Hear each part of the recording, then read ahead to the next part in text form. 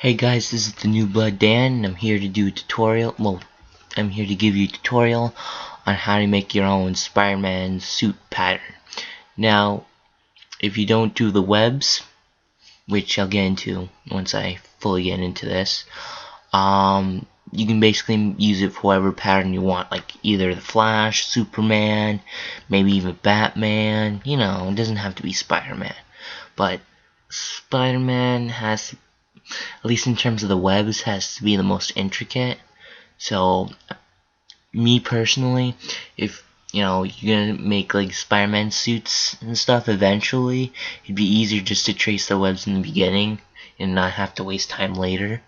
You know what I mean? And you can make sure everything's fits well. So because you can use the webs to kind of help where what part of the piece goes to where, to give you an idea, because a lot of this stuff's kind of tricky and eyeballing it will not help you a lot of the times unless you have really good eyes. So the image I'm using, well, first you need a reference image, and I'm using one from he's called on the RPF forums the Nick Fox, and the reason why I'm using this is because he's given people permission to trace his pattern and save 20 bucks, as he says.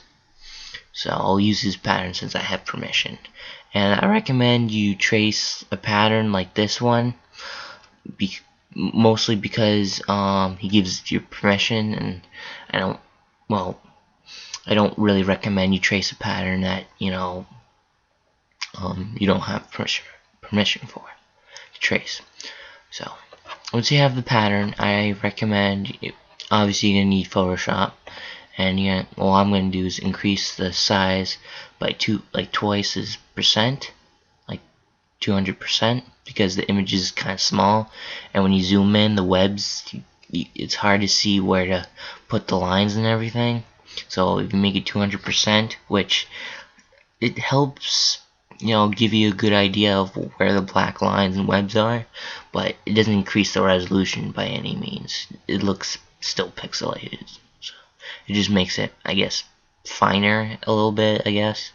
So, and I recommend checking resample by cubic sharper, reduction. So yeah, and yeah, so. Now, if you know how to use the vector line tool, like pen tool, or etc., then you know exactly what to do from here. Basically, just pinpoint, between, like right in, if you're gonna make the lines, obviously, pinpoint right between the black lines and the gray webs. So. But if you don't know how to use the pen tool, I'll give you a brief tutorial on that. First, all you do is you just click, like you click here, put a point right between, the webs,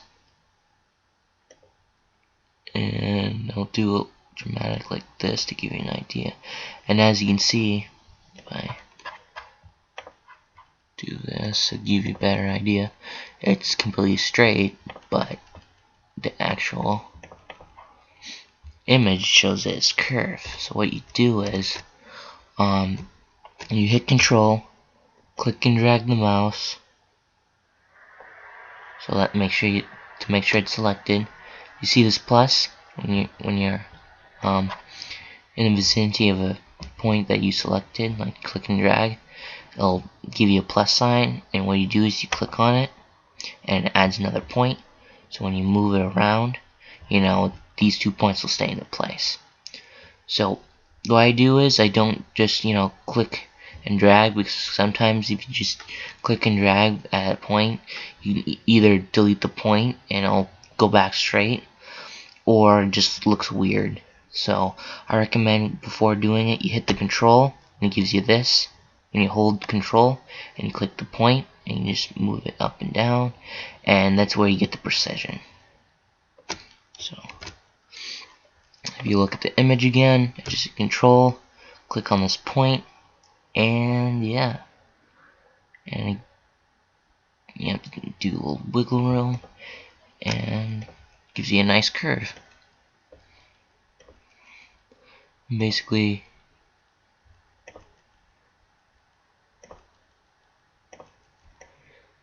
do like so. You may need to try to get the hang of it, but it's fairly simple. Let me show you this. And as you see, that looks pretty, fine lines, if you ask me.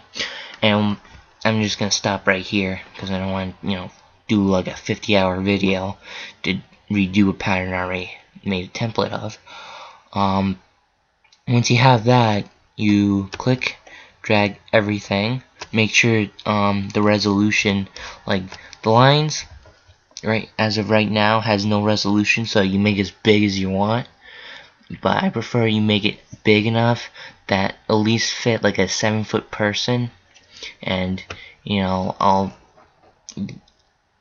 there's ways to scale a suit pattern like this to appropriate heights, but I recommend like 7 feet because usually people aren't taller than 7 feet, so make the suit really high res. So when you scale it down, it doesn't be all pixelated because basic principles with that. So once you have, say example, this was sized and everything, to fit a big, really large person, like 7-foot person. Hit the brush tool, hit this, and then wherever you may have to fool around with this to get the right size line, because what we're doing is gonna stroke it everything, and it's gonna be size of what brush size you have. So you may have to fool around, either it might be too thin or too thick, and you'll have to experiment with that. And the hardness should be at 100, depending, And once you do that, you hit this again, click, hit control, click drag, make sure you select everything that you want to stroke the lines of. Make sure you select the layer you want to apply the thing, because if you don't select the layer, the option won't appear. Will be, it'll be faded like this. But this part will be faded like these. But if you select the right layer you want, it won't. So you select either fill path or stroke path. I recommend stroke path because if you do fill path with all the webs and everything, it's gonna look like all wrong. So hit stroke path, use the brush tool, and hit OK. And the line's a little bit too big, so I'll have to do Control Z. Make the brush size probably like half of it. Now this obviously is going to vary between like how big you want the pattern to be. So stroke path, that looks better. Once you're happy with it, you can just delete the paths, but I recommend you save the paths as a template in case you make any mistakes in the future and you go back to it. So just click delete. As you can see, not a bad job. Not a bad job. So once you do that, you can basically do whatever you want. And like I said before, just do half. Like, I think I've already repeated myself on this, but if I haven't, I'll just say it to make sure. What I usually do is I just make half of the pattern, like using the vector tools and everything. And what I then do is I copy the vector points. You can copy and paste vector points, but when you make a vector and everything, and using the pen tool, you only select those pen tools. You can't select any of the images, no matter if they're selected or not, or layers. And you can copy and paste and flip it. Like, if I do an example, I'll just do it very roughly. For example, like this. You just hit Control, drag the mouse while on the pen tool, hit Edit, copy, edit, paste, and then it'll look the same. But if you right click it, free transform path, flip horizontal, apply, but bam. Now, these aren't drawn lines, they're just, vector points. They don't have any resolution yet until you stroke it and then delete the path. So, because once you stroke it, that's when it's assigning pixels depending on the brush size. So I usually just, just do like one of these, flip it, and then put it over here, make with the copy, and I just go down the center of this, accordingly, and then like it'll have like a line here. What I'll do is I'll go in and get rid of that line, like, that's not necessary or not needed. So hope this tutorial is very helpful. If you have any questions, comment down below, and I'll try to get to you guys as soon as I can. And yeah, sorry, like I mentioned, I'd do this tutorial way long ago. I just didn't have the time and just figured, why not do it now? So, well, I have a little bit of time.